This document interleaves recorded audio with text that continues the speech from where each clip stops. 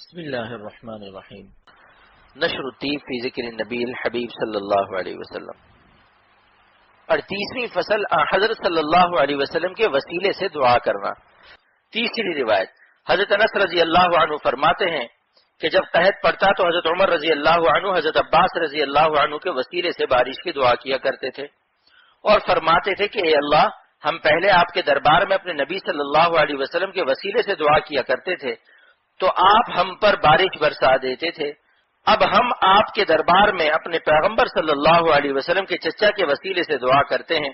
ہمیں بارش عطا فرمائیں، چنانچہ بارش ہو جاتی تھی۔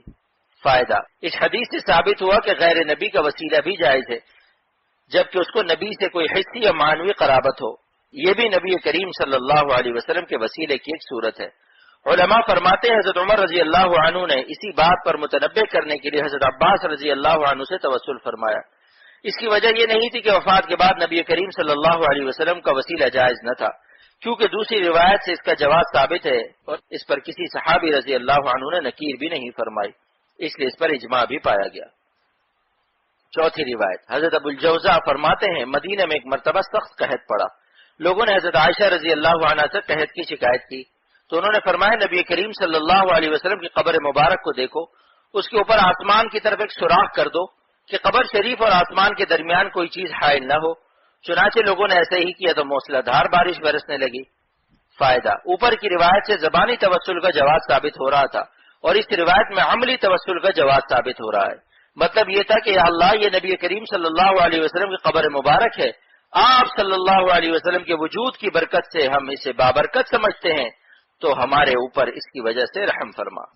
پانچویں روایت، حضرت محمد بن حرب ہلال فرماتے ہیں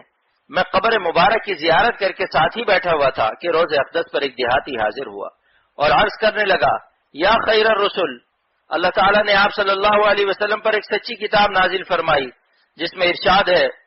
وَلَوْ أَنَّهُمْ إِذْ ظَلَمُوا أَنفُسَهُمْ جَاءُوكَ فَاسْتَغْفَرُوا اللَّهَ وَاسْتَغْفَرَ لَهُمُ الرَّسُولُ لَوَجَدُوا اللَّهَ تَوَّابًا رَحِيمًا۔ اور میں آپ صلی اللہ علیہ وسلم کے پاس اپنے گناہوں سے استغفار کرتا ہوا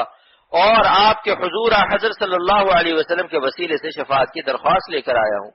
پھر اس نے دو شعر پڑھے۔ ان محمد بن حرب کی وفات 228 میں ہوئی ہے، یہ خیر القرون کا زمانہ تھا اور اس وقت کسی نے اس پر نکیر نہیں کی، اس لیے یہ حجت ہو گیا۔ اللہ پاک ہم سب کو بھی نبی کریم صلی اللہ علیہ وسلم کی شفاعت نصیب فرمائے، آمین۔